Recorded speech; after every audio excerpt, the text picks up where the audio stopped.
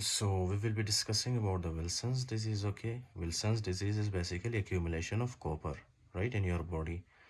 अच्छा जी, तो कॉपर क्या है? कॉपर की accumulation होती है, राइट, बॉडी में। और वो कॉपर जो है कहाँ पे डिपॉजिट होती है?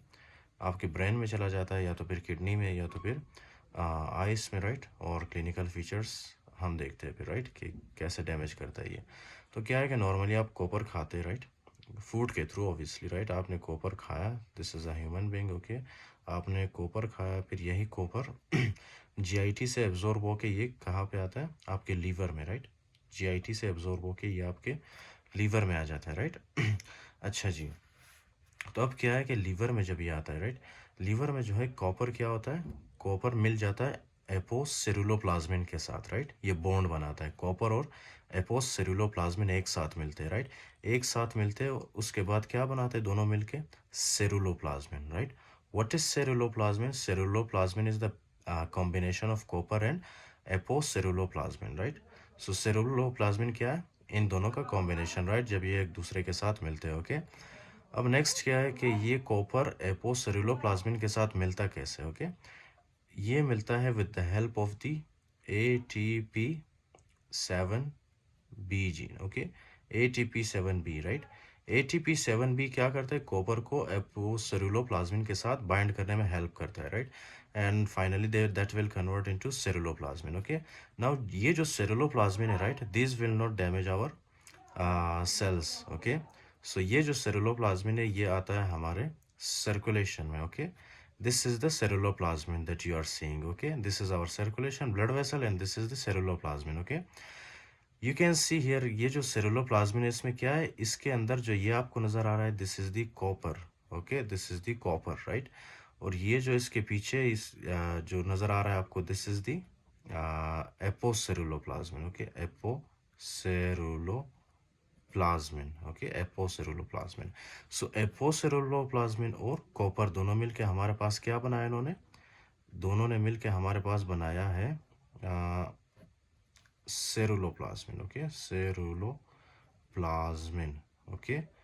Just we discussed here, okay. अब ये जो सेरुलोप्लाज्मिन है ना, इसने क्या किया? इसके अंदर एक तो कॉपर है और दूसरा एपोसेरुलोप्लाज्मिन, राइट। अब ये कॉपर हमारे बॉडी को नुकसान नहीं पहुंचाता, right, that's it. Why?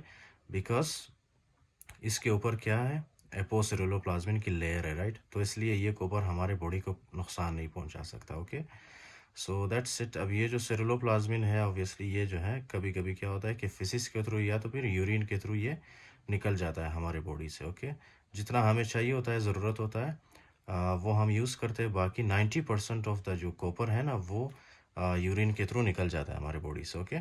So what you need to remember, ये जो एंजाइम है ना, ये जो फॉर एग्जांपल जीन है ATP7B, right, this is very important, okay. You have to remember this ATP7B, this is very important. अब Wilson's disease में क्या होता है? विल्सन्स डिजीज़ में जो है ना, ATP7B ख़राब हो जाता है, राइट। ATP7B काम नहीं करता। जब ये काम नहीं करता तो कॉपर एपोसेरुलोप्लाज्मिन के साथ अटैच नहीं होता, राइट। जब ये अटैच नहीं होगा तो कॉपर क्या होगा? कॉपर फ्रीली फ्रीली हमारे बॉडी के अंदर घूमता रहेगा, राइट, फ्रीली घूमता रहेगा। अब ये जो कॉपर है ये बहुत ही ख़तरनाक है, राइट।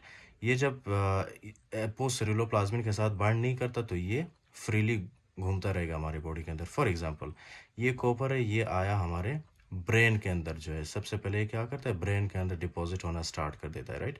तो ब्रेन के अंदर जैसे ये डिपॉजिट करना स्टार्ट करता है, राइट, इसकी वजह से क्या होता है? इसकी वजह से होता है पार्किंसनिज्म, ओके। क्यों? क्योंकि ये जो है कहाँ पे किसको डैमेज करता है?